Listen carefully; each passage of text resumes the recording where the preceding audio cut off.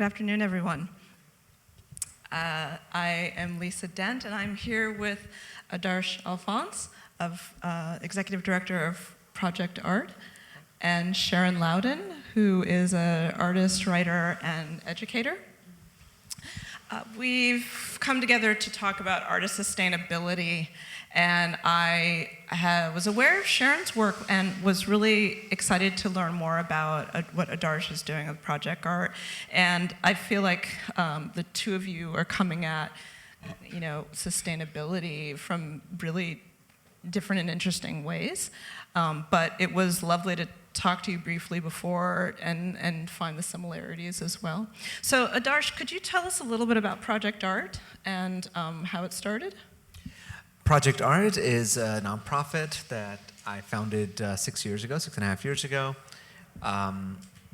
The goal is very simple, which is to create an institution that brings access to arts for youth. At least that's how we were founded, but it is also providing residencies for contemporary artists as well. So that's, in a nutshell, that's sort of our mission. Yeah, and Sharon, thinking about sustainability, you've done workshops with artists, and you have written a book, and you also, with your own practice as an artist, have found ways over the years to work sustainably with commissions or other types of work, right? Yeah, a big thing for me as an artist is I want to see the value of their lives and their work be raised. And the way to do that is they need to be paid. We need to ask to be paid. We shouldn't have to be asked to be paid, but unfortunately we have to do that. And the things that I do in my practice, whether it be the books that I edit, the conversations that I initiate through the books as a platform for conversations, and the advocacy that I do, as well as you say, and thank you, about those commissions. When I have a commission with a museum, I ask in the budget to be able to designate a certain amount of money for labor for artists at a higher wage than what would normally be given. So to set a standard and then to advocate for that standard. Mm-hmm. And so Adarsh, when you were starting with ProjectArt, you were doing arts classes for younger students and then have brought in the residency portion of the organization. And how have you been able to advocate for, or have you needed to advocate for the living wage? How did those conversations come about, and the metrics for that? So it seems like we're getting directly into the economics of stuff. Happy to.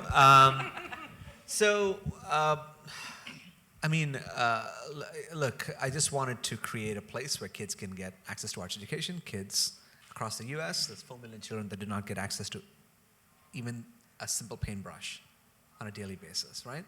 And I wanted to create a place in their neighborhoods, in the neighborhoods that the students actually live in, where they can go, depend on, walk up to their local libraries, which is where we operate our programs, and know that they can safely be put in touch with their imagination, which is what art does.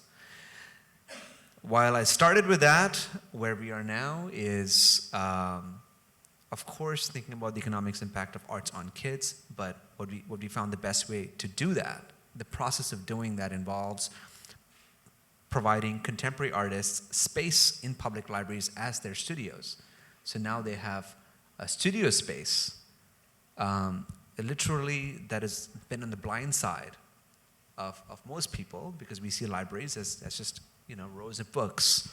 And now there's an artist in there who is the appointed resident artist for the year, which is effectively the chief cultural officer. So what does that mean? Like, what are the benefits? What benefits can we provide them? Yeah. So of course there's space, which if you calculate commercial real estate in urban areas in the United States, it comes out at $23.23 per square feet. Multiply that by the average community room, which we can give to the artists, which is 854 square feet, comes out about $8,000. And then we give the artists equitable wages based on what is industry standard. So all in all, one of the benefits that we provide is worth about $20,000. But absolutely, I mean, I couldn't agree more with what's being said here, which is, cost for materials, and while space and all is good, the labor, what is it worth? What is the hourly wage of an artist worth? What is the hourly wage of a person worth who has dedicated their entire life towards one trade, right? Yeah, and It's so, definitely more than minimum wage. right, it's more than minimum wage. Sharon, what are some ways you've helped people understand their not just their value, but what they needed to be earning and how to create that? There's a great website, an organization called Wage, which is wageforwork.com. Yeah, who said that? Yes, right? I love them.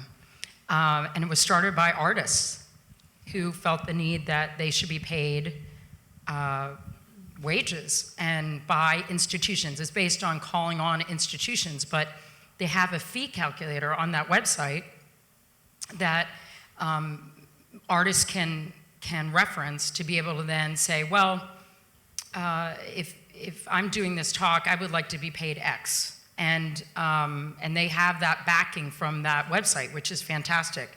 That's a great gauge. I personally use that gauge to go much higher, because I don't think that the fees there are necessarily the wages that I see that, let's say, other professions are being hired for, specifically like lectures at universities, et cetera. So for my tours, what I do for going, I'm currently on a big conversation tour, 100 stops. I've done 68 so far. And setting that up, we ask the venues to pay for our time. And then I measure that against who else are they paying, and from other departments. And then if they don't have the money, we're happy to help them get that money, to work together as partners to be able to see that through, because then once we're paid that, we're setting that standard. So I think there are a lot of different places to see out there as far as reference how much artists can get paid. I think the key is, though, that artists should ask for that if the institution isn't offering that. But also, I think institutions have to come to the plate and definitely pay people for their time. And then also in the fairs, problematic as this is, there are some galleries who require artists to pay for part of their booths. And I mean, every artist-gallery relationship is different. Yes. And they can come up with whatever they wish, but oftentimes those kind of arrangements are misunderstood, or expectations are there that aren't met. So conversations, I think, have to happen beforehand. Yeah, Wage is a great resource. And are there other resources that you're aware of, Adarsh, where artists with more community-based practices can be thinking about their wages and ways to connect with other people to get their work I've never done? actually used Wage, but it sounds like a great resource. I imagine you select your sector and your experience, and it like punches out, it throws out a number, which probably is industry standard. We do a lot of economic research in our line of work.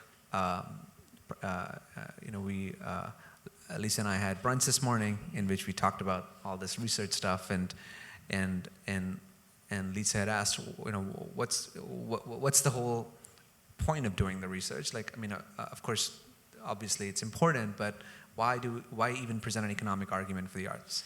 And the answer is this: while we have allies in the art world, the folks that are not in the art world feel like there needs to be a justification that is more than just aesthetics, and things like that. So, and economics is one line of communication that goes straight through every sector and industry.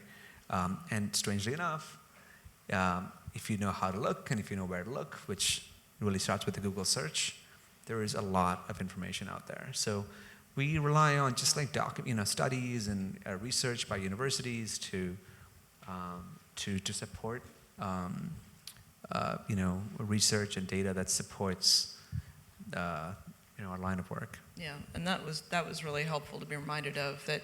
And Sharon and I have talked about this a little bit this afternoon too, that there is some of the work that the artist needs to do themselves, for better or worse, to take up the research necessary to know what the standard is for what is you're being paid, what other people might be being paid, understanding your tax burden, for instance, all of these other things, right? And the hope is to encourage people to do some of this work, which is, for better or worse, necessary in order to stay sustainable, right? But I think that the sustainability is also tied into value. And I think value is just beyond the economics. Artists give to the well-being of others, and that needs to be pressed upon well beyond the economics. Absolutely. Sure, it's easy that string is in all of that research. I love the SNAP study. I love a lot of the research that's out there. But there's a lot of bias, too, where that's all coming from. Absolutely. And also the creative placemaking that the NEA that they started, I mean, in some ways it was good, and then some ways it was really bad, because then it just ties so much to the economics. But I do think that well-being, that has to be amped a lot. And that has to be said over and over again. And then how do you measure that? You measure that in people's quality of life. You measure that in our daily living. You measure that in what we're experiencing by just looking around. People paying a fee to go into these fairs and just absorb it beyond the economics of who is sold and who prospers forward. So those are all things that are extremely important. And once that starts to be recognized from our community, right, Yes. first and foremost, then that's going to raise the level so that sustainability will be able to flow much more. And this Yeah, is what I just wanted to point out one thing. The economics, by the economics, it really doesn't have anything to do with salaries or sales of stuff, because we all have access to that. That stuff doesn't really talk about the quality of anything, right? It just talks about some sort of a number. Right. It really, but facts like, what is the ability of an artist to build cultural cohesion within a community, to make a space feel like a space where the community can project its culture, find identity within that, right? How many folks have come to an art space and from the same community, but that didn't know each other, but now met because of an artwork or a performance, or found some sort of a relationship with each other that end up, but so these are, again, these don't really have, economic numbers, but to know that, look, these are all things that art does. It builds trust within people, community, increases the quality of life, all of that stuff.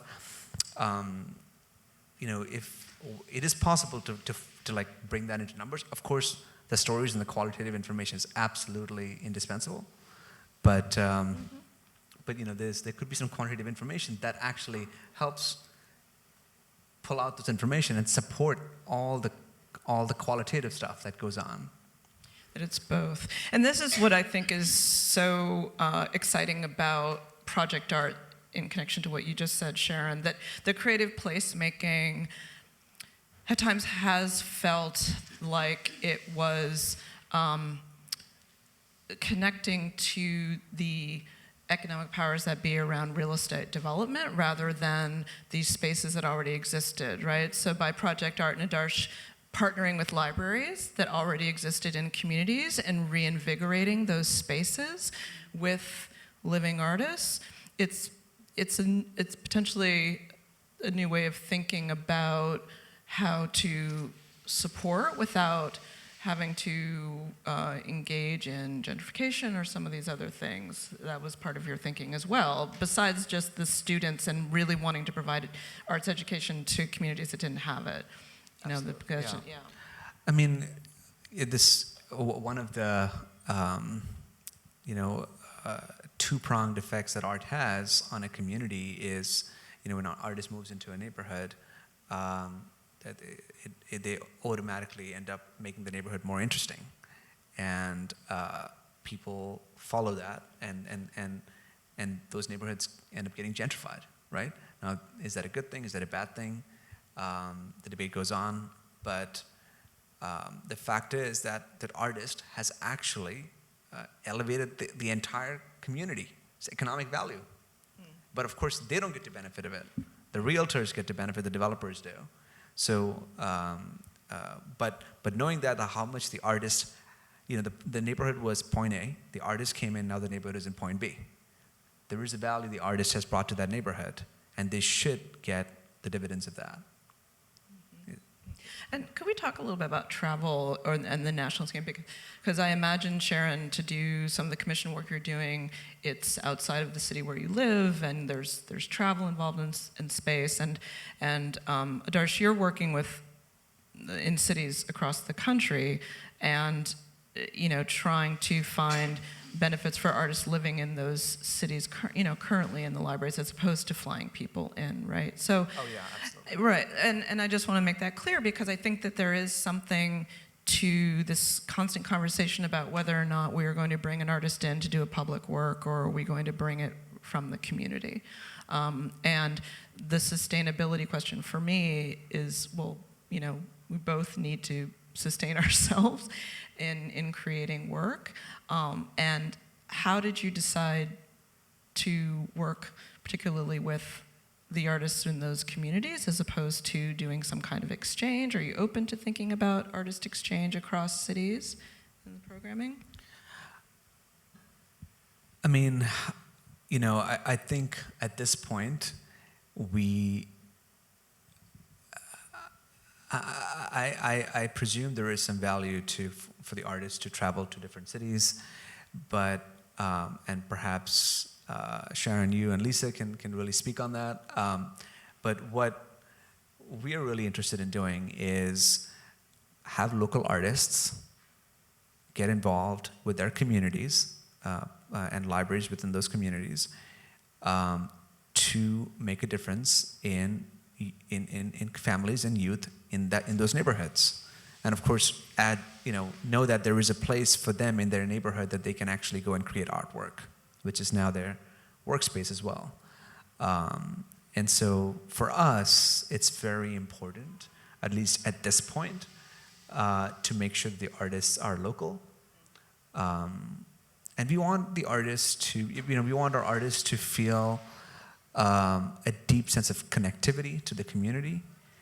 We want our families to have kinship with the artist, and to know that this person, isn't just sort of parachuting out of somewhere to, save our kids and find a space.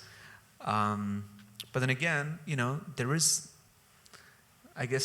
value in bringing a Haitian artist into a diaspora Haitian community to teach, to art and of course benefit from the space. Potentially, but I don't know. What are some of the pros and cons have been for you? Well, I think that in my tours, when we do these events, which are really conversations with community, my job is to cross-pollinate people I bring in who are critics, curators, people from outside that community with local artists to be able to create opportunities for them. Most of these communities want those opportunities from outside their communities because they're not getting it within their communities. So we actually place ourselves in those communities to be able to not only generate those opportunities from the outside in, but also giving them resources to be able to do that within their community. So it's been very positive. On our tour, we've created jobs, exhibition opportunities, and certainly validation. But also, I found in my commissions, when I go to a place to do a large commission, I'll work with a museum to be able to vet local artists, to ask them if they want to come in, not only certainly to get paid to work with me and work on this together, but like as an educational process or like a residency. And it's just an opportunity to share a community that I have through the work I'm doing with them that then becomes much more global. No, I think that outside of these urban areas, these regional areas want to have that same validation that we have, let's say in New York, where it's a bubble, that we oftentimes, artists in New York don't realize what they have. And I think that placement of artists in any community generates conversation, opportunities, and validation. Absolutely. And can I ask Sharon? So in terms of bringing curators, et cetera, to artists in this community, what's the process of, or what would you recommend as, because I mean, there's definitely wrong ways to do it, right? And there are ways that you know to be right. So how do you preserve the cultural sensitivity in a community and make sure this person who would, let's say, would be hired or volunteer, however, to be, to do a studio visit or whatever, have the right intentions and would be the right fit and would be in the right position to advise that artist in that community? I get to know the community first. I have to know who my audience is. And the first thing and the last thing I ask before I get there and right before I leave is, what do you need and what do you want? And those two questions are really important, because oftentimes people don't know what they need, but they certainly know what they want. And I try to meet those two things. And then also going physically to those communities. So we were in Tulsa, Oklahoma. I brought Harag Vartanian from Hyperallergic and Wendy Red Star, who's a native artist who's from the Crow community in Montana, but she lives in Portland. And we, the three of us, went to Cherokee Nation outside of Tulsa. We also met with the Tulsa Artist Fellowship. We went to the Philbrook Museum. Those are three entirely different audiences and communities, but we knew what their needs were. And since that time, and during that time, and we did studio visits, we had conversations with people, I've effectively then had people contact me and then physically create opportunities based on the people we met. I think that life is about the people you meet. And when you're able to physically do that, and then also through social media, which is a great help, and then answering those needs and doing that preparation in advance, I think we can get really far. I really do. And I'm curious also what the two of you think about residencies for artists and sustainability, because I know it's hard for lots of artists to pick up and leave for a month or 2 months, especially as if they're deciding that they want a family and the family grows. And what are you hearing from your artist communities around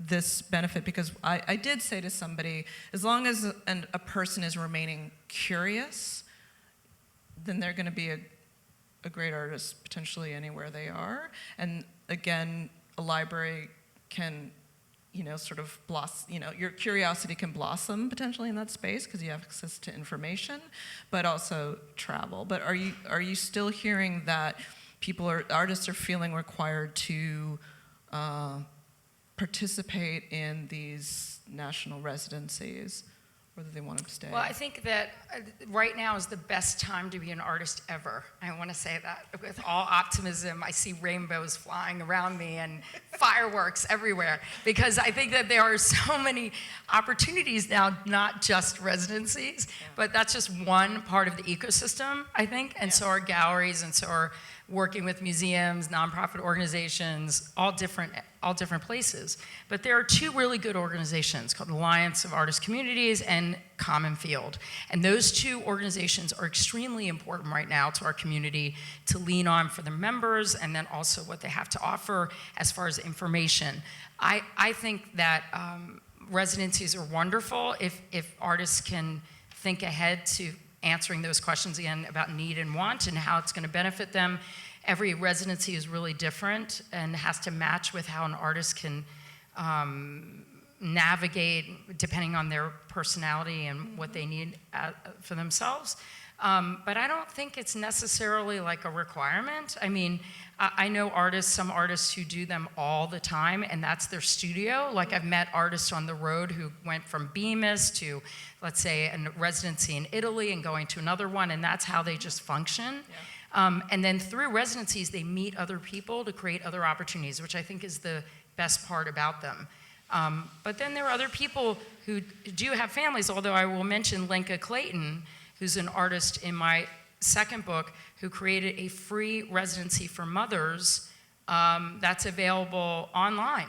So there are many different avenues for residencies, and also artists can create them themselves in their own studios by meeting weekly or however the structure that they want to do, and they're doing it across the country in different regional areas. Yeah, I think it's really important and to mention that the different scale or time period or type, and I think that was my other question for you, Adarsh, is, and maybe you're still developing this, is what does an artist residency in a library mean? Is it changing from city to city, or is it, is it a desk, is it a office space, is it a, what is it starting to look like? I mean, a residency, an artist residency in a library is just, it's kind of a weird concept, isn't it? I mean, Not to me, I love it. I can see it, I can totally see it. well, I'm clearly sitting on the stage with a bunch of geeks, and I'm guilty as well. But I guess a library, I mean, who goes to a library these days? I mean, a lot of artists go to libraries all the time anyway, right? I agree. I agree. But then it's like it's not in the just the common discourse of today. Library is like. Although I think artists go to university libraries, certain libraries. I'm just not sure how many go to the suburban or the rural town library as much, right? I think that it's a difference to me. Yeah, I mean, library is it's free. Anyone can go in. It doesn't sound like a classy place to go. It doesn't sound like anywhere that has a privilege to get a residency in. Or actually, it doesn't even sound like a place that has space for a residency. Where's an artist going to set up between the shelves, and so it's an interesting. It's one of those like interesting things, that because where we are with technology and a lot of the reading is now done electronically, libraries have less books. But these spaces were built close to 100 years ago, and there are 17,000 libraries in the United States. That is, it actually crosses the number of Starbuckses. I don't know about McDonald's, but to get back to you on that. Yeah. But that said, 80%, 75 to 80% of U.S. population lives in urban areas. So it just goes to show that the urban areas are where people get educated, live, work, and there is certain efficiency there in travel, etc. It also happens to be where most of the libraries are located. That said, there's only 29% of residencies in urban areas. So there's a disproportional amount of need, and these spaces that are now not as utilized have now been given an opportunity that is well within their self-interest, because because an artist in a library, because of all the things Sharon just talked about, they attract a community.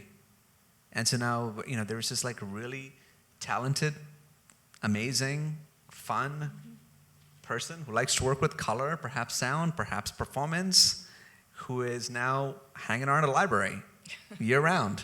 Yeah. What does the community do?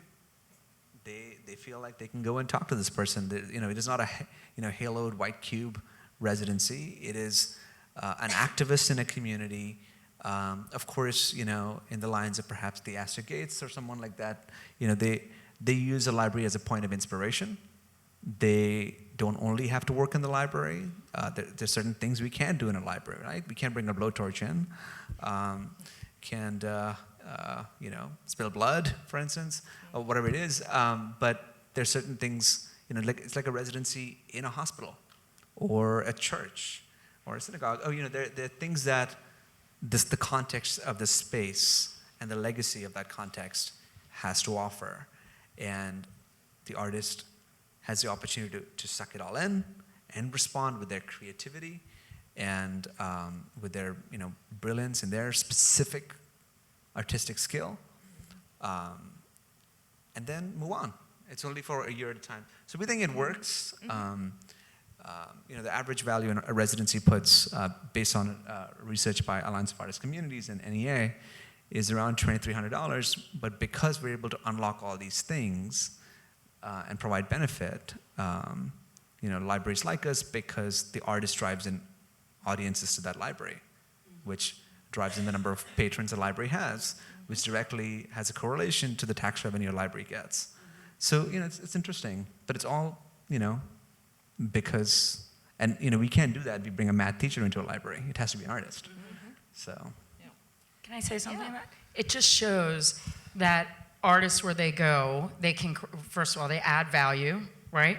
Second of all, we can create residencies that involve artists in all different forms in all different communities. So by saying that it's in a library that's untraditional, what are the other places that an artist can do that? Absolutely. And also, this is just not new either, even though that what you're doing is profound and amazing, and it is new to me, but it doesn't sound so new, because artists have been creating spaces like this for years. And I just think that, again, it has to do with value and putting the spotlight to it, and the spotlight to artists and what they give towards that well-being in communities.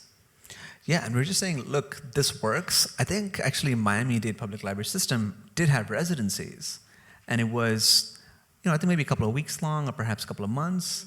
We're doing it year-round, and we're saying this works in a library space. Every library is different. That's another one of the fascinating things about libraries is, the free library system was born in Philadelphia with Thomas Jefferson. Andrew Carnegie took the model, and he benefited from the library that the person he worked for was able to benefit from the content from it. And he said, if I ever became wealthy, I will endow libraries for everyone, for free learning. And that's at a time when the American population was largely uneducated, and having this institution that would make education free was, an ambitious but a very powerful idea.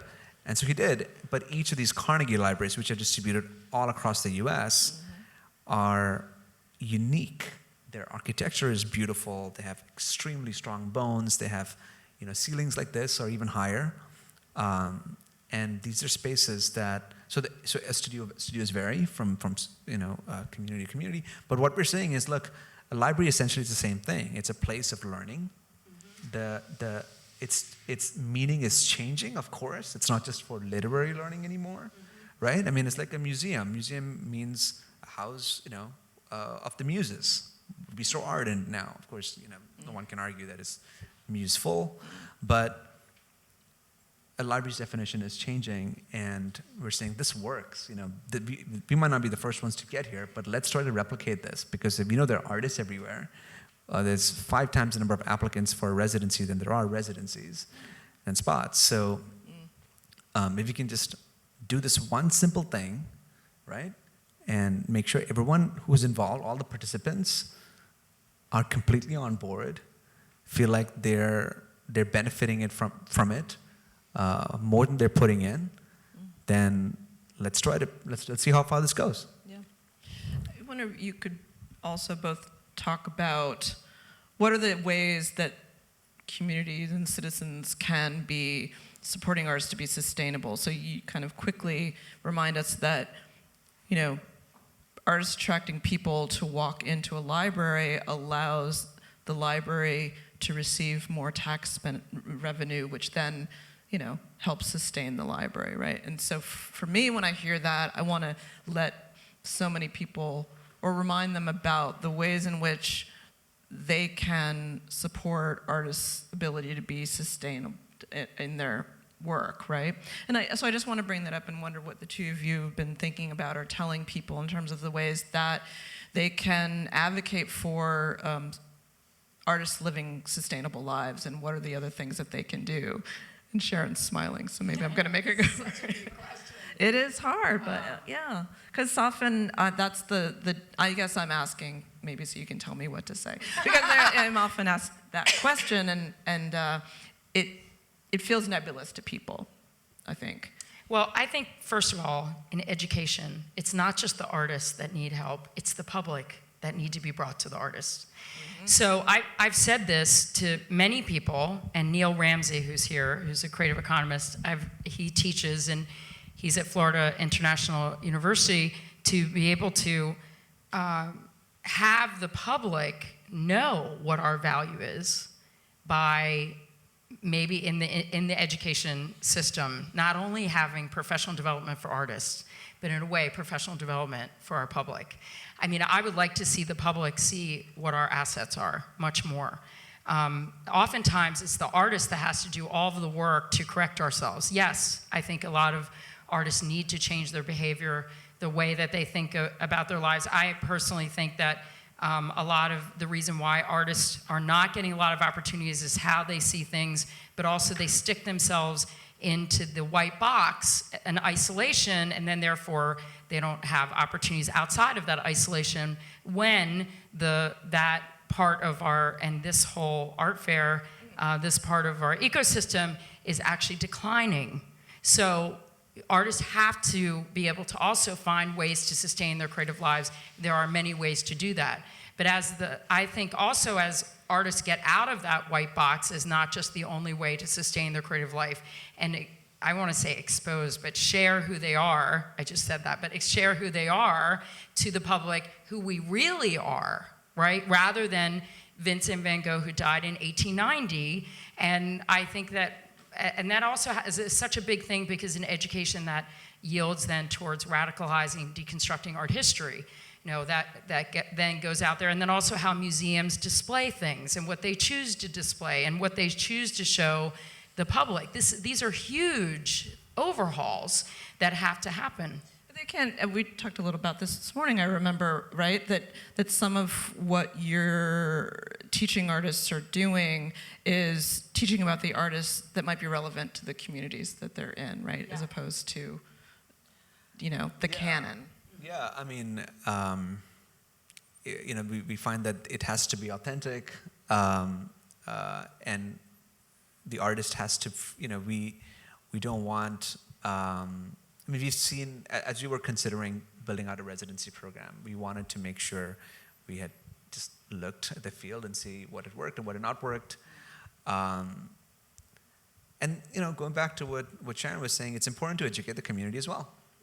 And how does one do that? Well, the great thing about artists and art is that, what we have here at Art Basel is just one tiny aspect of the art world. No offense, Art Basel. Thank you for the opportunity to be here. But it's one aspect of it. Commercial aspect of the art world is just one aspect of it. Artists, they create. Artists create work that's meaningful to them. It has usually and in its best form, has nothing to do with commerce. It has to do with creating objects, creating metaphors, usually out of materials that are visual in nature. And the great thing is people get it, regardless of what language you speak, what creed you have, and what your immigration status is. So that's the great thing, which is to say, when artists create that work, they should be encouraged and allowed the liberty to explore it in the way that they want it, in the way that they find is touches on their most authentic creative sense of vision and flow that they experience, which is human and empathetic, and people are able to connect to that, which is why there is a certain, being in a library or an institution like a school or a park, while it provides some opportunities, taking it out of the white cube also lets them know that, yes, your work is important, but the unnecessary preciousness that we apply, Correct. Because primarily of its commercial value, Right. May not apply here. Can I just add to that? Sure. That by doing that then too, it brings artists physically closer into the community. Yes. So then it shows that who we are really. I think that's extremely important. And then also I think it takes a lot of facilitators to be able to create those bridges. Yes. And coming from our own community, to be able to go out there and then physically go out there, like we did when we went out to Oklahoma, so from New York. So I think those are really, really important things, to physically position ourselves. Yeah. Yeah. Thank you both. I want to open it up for some questions. I think we have microphones somewhere. Okay, so we have a question down here. Hi, thanks so much for letting me ask this question. You really intrigued me when you talked about the statistics aspect. You said that about 80% of society live in big cities, yet only about 30% have residency. Can you talk a little bit about why or how that came to be and what that has done to residencies? Well, okay. So in terms of so the 80% stat is from the UN. What's interesting is that about 10 years ago it was 70%, and by 2050 it's going to be 90%. So there's a global migration happening towards urban areas. It's interesting. Also makes you wonder what's going to happen to all this land between the coasts in the States. But and of course, being the residency. Now this was a study from 2007. 10 years later, I imagine the situation is similar, if not more aggravated, as people have moved more towards residencies. And that's where people aspire to create. Also, that's where the curators are, that's where the institutions are, that's where the galleries are, potential people who would buy your work to sustain you. And so those are the two stats that's based on. How that, I mean, the effect of that is pretty obvious. We need to either have earmarked places in urban areas as affordable artist live work studio spaces, and I'm sure Sharon and Lisa know a lot more about this. Unfortunately for me, my knowledge base is very high in a very small area. So I can speak about libraries and that, but when it comes to libraries, I mean, this is one space that's like easily unleashable, if that's a word, to bring the service. But I would argue churches, synagogues, mosques. I know St. John the Divine in New York has a residency, and Philippe Petit, the tightrope walker, was a resident at one point, and they had someone else, which is fascinating because to think of this beautiful church with, 100 feet ceilings, and a guy walking on a tightrope in between, I guess has better connectivity to divine. But whatever it is, it's like, it's interesting. I mean, but it's, the whole concept is interesting. It makes those institutions places that people can see, and there is no conflict between that and the institution's purpose, I think. Is there another question? Thank you for the conversation. I'm interested in more of your experiences that with artists bringing the arts economy all over to small towns and large cities all over the world, how these towns can in fact pay the artists that bring them these experiences. Well, so your artists, the teaching artists have a salary, the ones that Yes. are going through, right? And Yeah. then the residency, the part of the support is that they're being, they have a stipend or something. Right. Yeah. So we pay the artists an hourly rate per week for teaching our classes, and that goes year round. And there's some funds for art supplies as well, and of course the studio space they receive, and then we provide an exhibition at the end of the year. I mean, we want artists to succeed, and we also want them to maintain ties with that community, no matter what happens, how their career progresses. So, maybe they might be at the Astor Gates of 2 decades from now.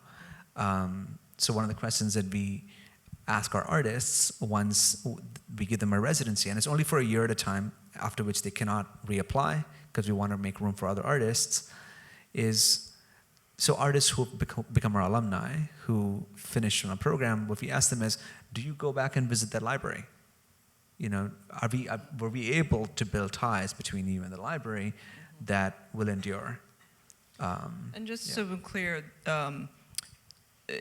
ProjectArt, it's not an earned income stream at this moment. The funding that you're getting to pay artists is coming from foundations as a nonprofit. Yeah, we don't charge anyone. It's not, it turns out that a lot of residencies actually charge artists. I was, when I did research, I was really shocked to find this.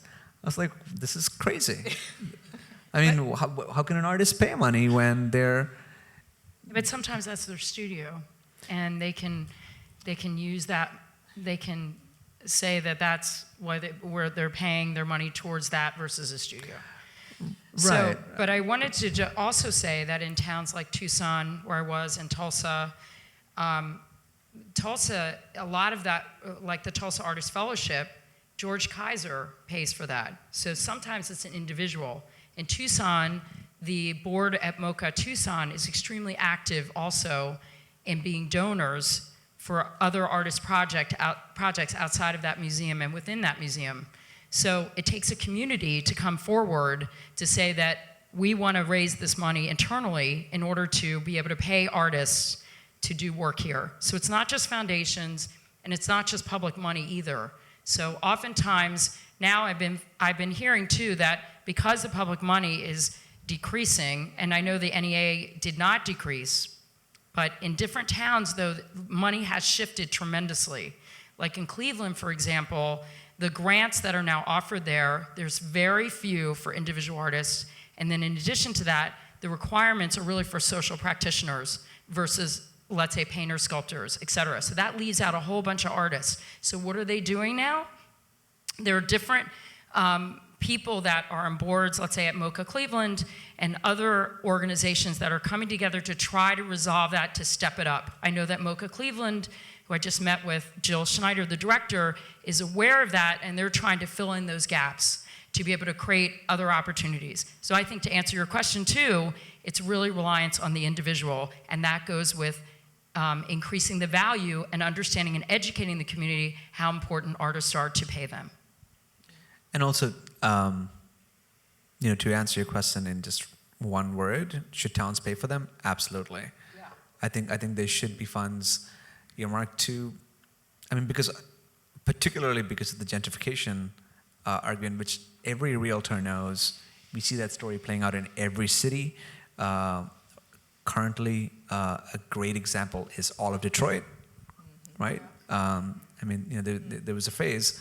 The last one leaving Detroit turned off the lights because there was nothing going on there. And of course, artists had a huge exodus from New York and various other cities who could not afford studio spaces and live spaces in New York because they got elbowed out due to price increases, moved to Detroit. And now the value in Detroit itself of certain tracts of land have just skyrocketed, which is eventually going to be against the interest of the artist and so them being priced. So the city needs to acknowledge what everyone already knows, which is artist adds value. Perhaps there can be a caveat that says the artist, can't just, if the artist is going to be in this neighborhood and is going to be creating work, and we give them, we make sure their rent prices don't increase. Perhaps some of that art should end up in the neighborhood in some form of a public sculpture or something like that, so it's not just work going directly to a gallery or to a collector.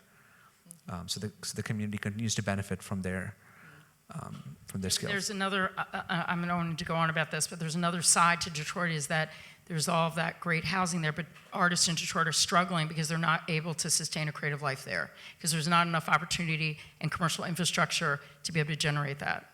Yeah. So that's the underbelly of it. Yeah. We have to stop, but thank you all very much for coming today for Thanks. this conversation. Thank you, Sharon. Thank you, Adarsh. Thank you. It was Thank you nice very meeting much. you. I learned so much from you. Thank you.